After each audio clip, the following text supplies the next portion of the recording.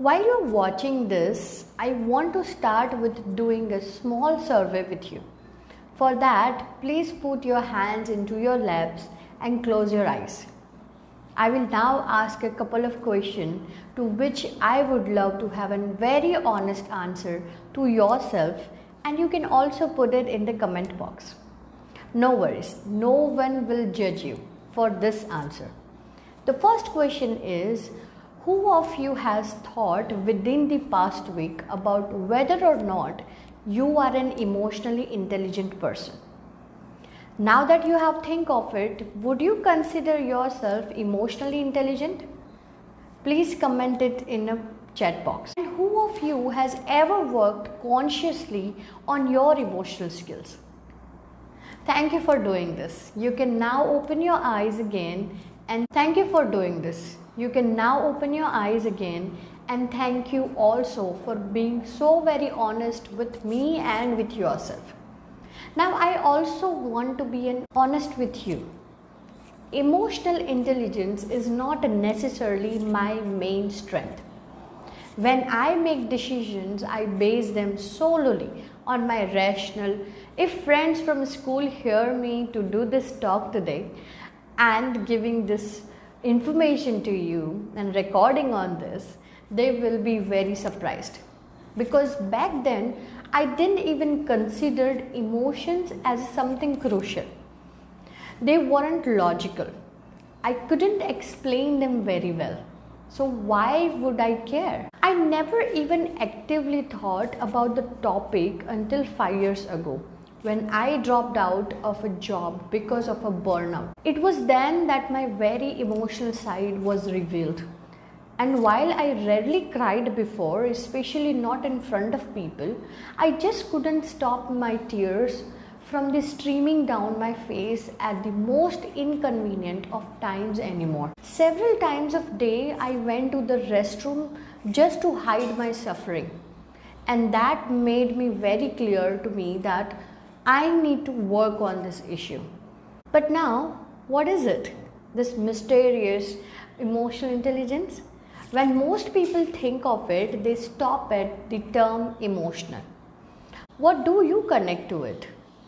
I would say it has a bad connotation, describing a person having or expressing strong feelings, and this connotation is also then there for emotional intelligence. A misconception that I had as well.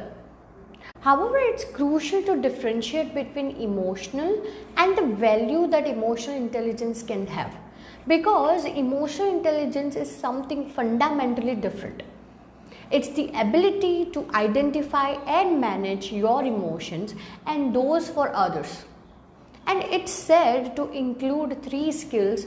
First, emotional awareness. So empathy towards others, but also towards yourself.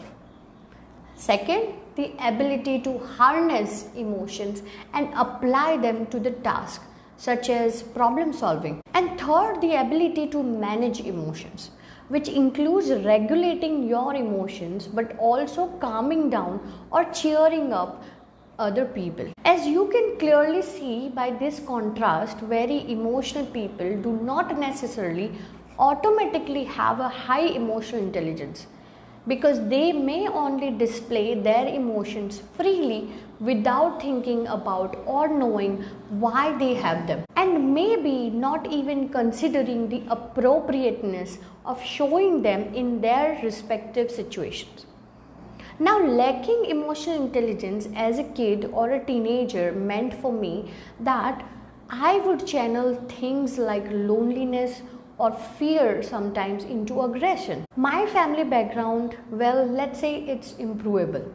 So instead of finding the support that I would need, I would rather get it on the basis of don't be such a crybaby than anything else. As a single child and I raised without a mother, I didn't get a chance to value emotions. Therefore, losing friends or breakups would hit me harder than many others, because I could neither fully understand my emotions nor those of others. They just didn't make sense to me. I thought I'm not supposed to feel that way. because I have never learned how to deal with emotions. And with time passing, I realized that I'm just one of those many people having this issue. Have you ever thought about why people judge or bully each other? Be it with kids or even at work or even in toxic relationships or even friendships. It's because of insecurity due to lack of emotional intelligence, because it's hard to understand the difference between yourself and someone else. And it's even harder to connect on an emotional level to truly comprehend where someone else is coming from. And in order to change that, we first of all need to consider emotional intelligence as a crucial skill in our society, and then also take the time to consciously work on it. Currently, we do neither, and we also don't give our kids, for example, the space to learn the skill. Kids nowadays, they are supposed to be at good in school, do sports, play on instrument, learn a foreign language, and maybe even more, some additional things. They don't get the chance to get to know who they are, connect to themselves and to their emotions. And a fundamental part of being emotionally intelligent means knowing who you are. And for them to learn, we also need to learn it ourselves to be the role model for them. Now you might be thinking, yeah, sure, but how do we approach this topic individually, but also as a society? We need to learn a new skill. So when you learn a new skill, you first of all need to become aware of your incompetence in the field. So I got there with my burnout. I'm pretty sure that you can manage that more easily. And then you work on the skill until you manage it to the level that you want it.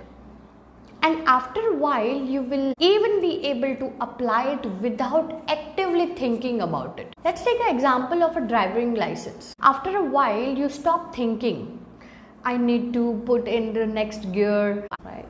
So you just do so. Unconscious competence achieved. Now the trickiest thing though is to get from conscious incompetences to conscious competences.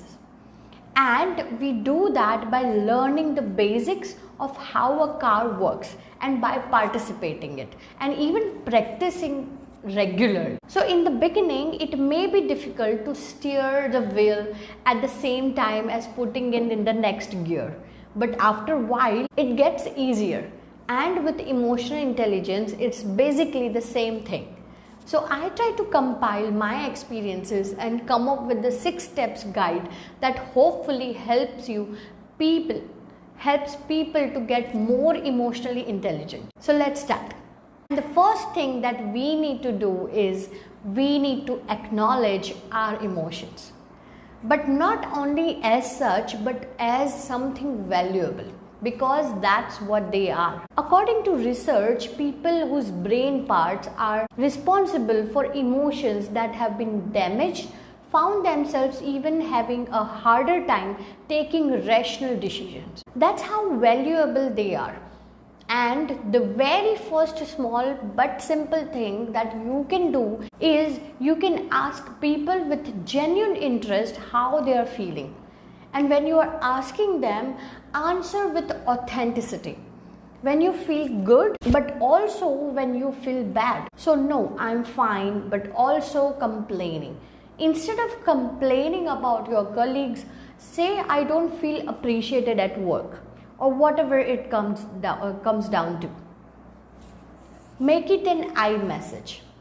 And when people show emotions, tell them that it's okay to have those. Talk about them. Erase that taboo that I feel exists in our society of talking about emotions. Because that's more often than not only one thing that keeps us from making the next step. And the next step is differentiating and analyzing emotions. So sometimes when we talk about or express a feeling, we substitute the original one with one that we think we know better or we are better at handling. But there are actually a lot of different emotions and all of them have their functions. and all of them might also need you to handle them differently. Therefore, it is important to get down to the core, and then you also need to accept and appreciate all those emotions, because emotions are neither good nor bad. They just gain connotation through society. Take for example grieving or sadness. Why do we so desperately try to cut it out from our lives? Because actually it's just a very beautiful illustration of the appreciation that we have for someone or something. Now I approach all 3 steps by writing my emotions down in a journal, just for that, on a neat basis. So not necessarily daily, but sometimes only every few weeks or even maybe few months. Friends of mine do similar things with applications if you want to be more modern. And then there is a next step, reflecting on your emotions and their origin. Because sometimes just knowing why we feel the way you do already helps us handle the feeling. Again, for me, covered when I write them down, because it gives me time to actively think about them. And then you get to handling your emotions, because that's what it's all about, isn't it?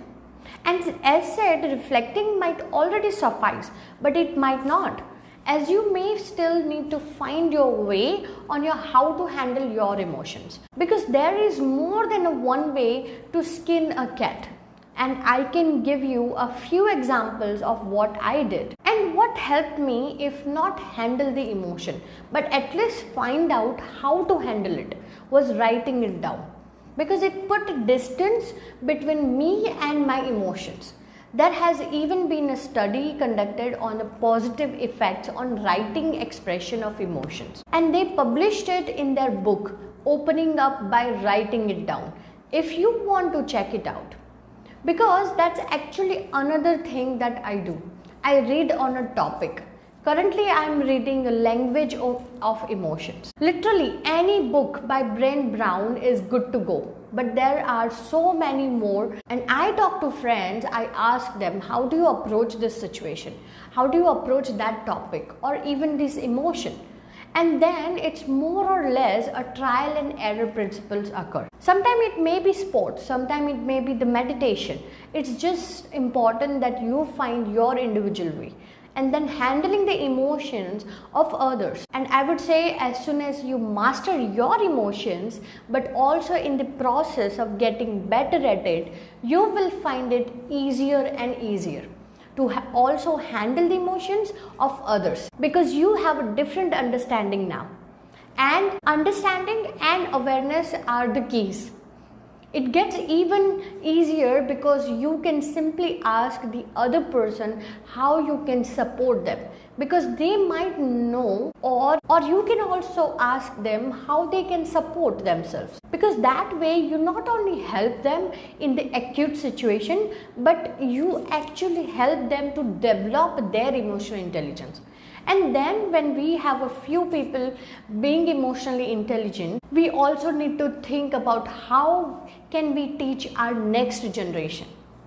And as a society, I feel the most important thing that we need to do is implement emotional education in the school. Teach children about the different emotions and their functions.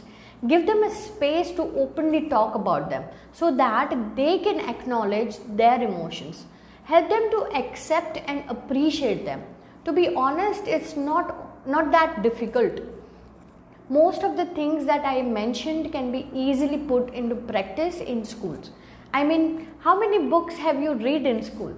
Why not make some of them about emotional intelligence, or make kids work on case studies together so that they can exchange their ideas on how to approach topics.